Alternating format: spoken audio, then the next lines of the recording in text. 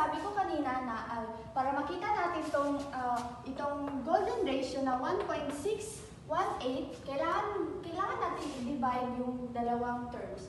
So, nag-divide na ako itong 1 and 1, 1 over 1 divided by 1 is equals to 1. So, hanggang dito sa 55 and 89. So, dito nakikita natin yung 1.618 na same ng pi. So, before that, para malaman natin yung next term or tinatawag natin 12 term, ita-times natin tong 89 sa 1.618. So, ang lalabas dyan is 144. So, ulit na naman tayo. Ita-times naman natin tong 84 sa 1.618. So, magiging 233. So, para malaman natin kung tama nga ba itong sinulat ko or itong nasolve natin, i-add muna natin tong 55. Balik tayo sa first way, yung manual na pagsosolve ng sequence. So, ipa-plus natin, di ba kanina yung first way is dito, nag-plus tayo, 1 plus 1 is equals 2, ganon. So, ipa-plus natin tong 55 at saka 89. So, kapag ipa-plus mo yan sa calculator nyo or sa cellphone nyo, ang lalabas dyan is 144. Tapos, kung i-plus nyo naman itong 89 at saka 144, magiging 233 na naman yan. So, tama tayo. So, pagkatapos yan, pabalik naman tayo dito sa pababa. Gagamitin natin itong 0.618. So, kung i-times natin ito, ang lalabas sa calculator is 144. So, ulitin na naman natin. Itong 144, ita-times natin dito sa 0.618, ang lalabas is 89. Itong 89. Magagamit lang natin itong mga 1.618 at saka 0.618 kapag ang term natin is greater than 12. Ang ibig sabihin ng greater than 12 is yung term natin na 12 dito natin magagamit yung dito pwede din sa term na 11 kasi term natin itong 55. So, basta greater than 12 lang siya. Kung greater than 12, parang yung term na yon is ika-12 siya bago natin magamit itong 1.618. So, pupunta naman tayo sa pupunta naman tayo sa isa na namang formula para makasolve din tayo ng next term nito. Ngayon, pupunta naman tayo sa pangatlong way para makuha natin itong mga next term sa isang sequence. So, balik tayo dito sa 20th term. Ito yung gagamitin nating formula para makuha natin yung 20th term. So, kung nagtataka kayo saan ito galing, itong nasa loob ng parenthesis is dito natin kinuha sa ating golden ratio. So, tapos, kung magtataka kayo bakit Fibonacci 12 yung kinuha ko, tapos yung raised to the power of 8, yung nandito naman is, actually, ipa-plus natin to. 12 plus 8 is equals to 20. So, since 20 naman yung hinahanap natin, kailangan na equal siya sa 20. Magsasolve tayo. Itong F12 is dito natin makikita sa sequence. So, ito siya yung 10th term. So, 11 at saka 12. So, ito yung 12th term ng sequence, 144. So, ito siya, di ba alam naman natin na golden ratio yan siya is equivalent to 1.61803. Pero kung gusto niyo talaga na lahat ng, hindi ko lang pa kasi ito siya, mayroon pa siyang parang next na number, pero kinap lang natin kay sobra, parang mahaba. So, para malaman talaga natin, isulat ko na lang dito lahat nung yung equivalent niya.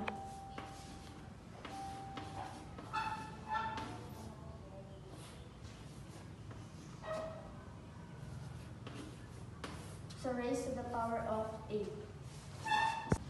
Para malaman natin kung ano itong 20th term, ita-times lang natin itong 144 dito sa golden ratio.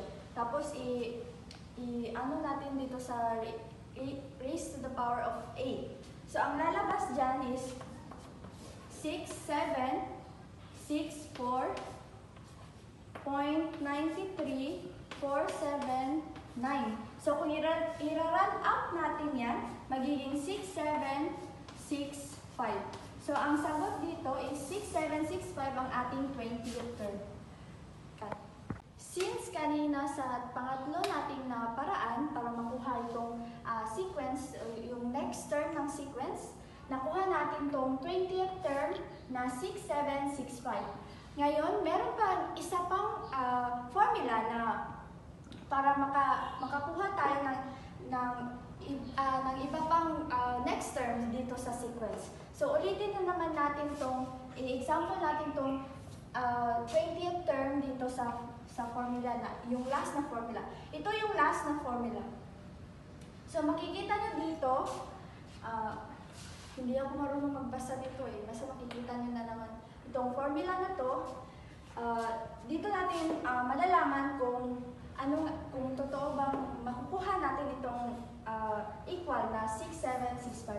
Kaya ngayon, gagamitin natin ang scientific calculator. Lahat tayo pwede tayo gumamit sa cellphone pero dapat scientific calculator. Since ito yung gagamitin natin formula, yung n, pinalitan natin ng 20. Kasi hanapin natin ulit itong 20th term dito sa sequence. So, hari kayo. Dito natin isosolve sa ating scientific calculator. So ngayon yung first step natin is itong AB para siyang fraction. So nakikita natin dito sa formula ito siya, i-copy natin to siya dito sa ating calculator. So ita-type ko muna. Tignan niyo na lang, kayo na mag-adjust.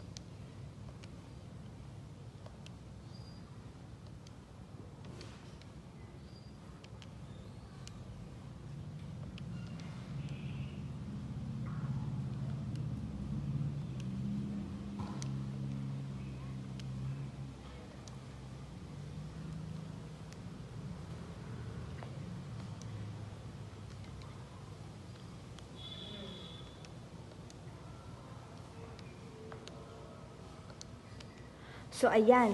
Nalagay na natin dito sa ating calculator. Yun, i-equals na natin. So, ang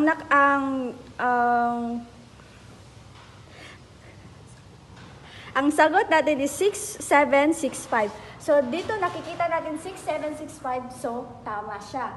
So, correct to. Saan-saan nga ba ito nagagamit and bakit mahalaga ang math? So,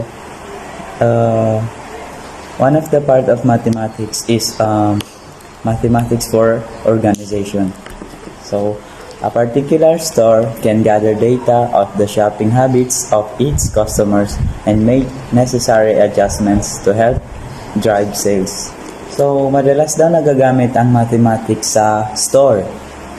Kasi, hindi mo naman malalaman talaga kung nalulugi ka ba or hindi kung hindi ka gagamit ng mathematics. So,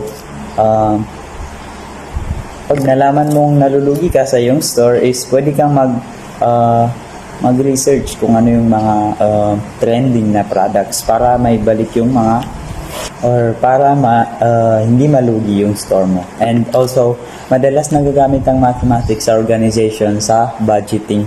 Kasi hindi kayo makakapag-budget kung hindi kayo gagamit ng math. Hindi nyo mahati-hati yung budget or yung budget ng isang organization kung hindi kayo gagamit ng math. So, next is mathematics for prediction. So, magagamit din natin ng math para manghula or mag-predict ng mga pangyayari. Example is, applying the concept of probability, experts can calculate the chance of an occurring. The weather is a prime example. So, Ang pag-predict daw ng bagyo kung saan ito tatama, kung kailan at kung gaano ito kalakas ay ginagamitan ng math ng ating pag-asa or Philippine Atmospheric, Geophysical and Astronomical Service Administration or PAG-ASA. So mathematics daw ang ginagamit ng PAG-ASA para ma-predict yung impending or paparating na bagyo, kung saan ito tatama and also kung gaano ito kalakas. So yun ang importance ng mathematics sa prediction. So the next is mathematics for control. The observations of nature as well as their interactions and relationship could be more elegantly described by means of mathematical equation. So ang example nito is yung pagtotal ng dami ng tao sa mundo. Another example nito is yung pagdami, yung total ng pagdami ng pera sa Pilipinas. Kasi habang dumadami yung pera, mas lalong nagiging mataas yung price ng mga produkto. Kaya kailangan natin i-control yung kailangan nilang i-control yung paggawa ng pera. Kasi mas lalong madami yung napoproduce na pera is mas lalong tumataas yung price ng mga produkto. So, dyan natin nagagamit yung mathematics for control. So, the last one is mathematics is indispensable. So, ano nga ba yung mathematics is indispensable? So, hindi natin pwedeng alisin ang mathematics sa bawat aspeto ng ating buhay, lalong-lalo na sa pang-araw-araw nating pamumuhay. Miski tricycle driver ka man, farmer ka man, engineering ka man, doctor ka man, student ka man. Kasi kung farmer ka, paano mo matototal yung nalugi ba yung farm mo or naka-income? And kung tricycle driver ka man, hindi ka marunong mag-math, paano mo bibilangin yung pamasahe ng pasahero mo, di ba?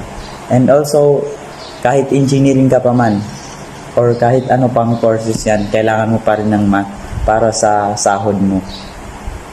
So, that's why napakahalaga ng mathematics sa ating buhay and sa ating mundo. Without math, mahihirapan tayo sa pag-calculate, pag-predict, at pag-organize ng bawat pangyayari. That's all. Thank you.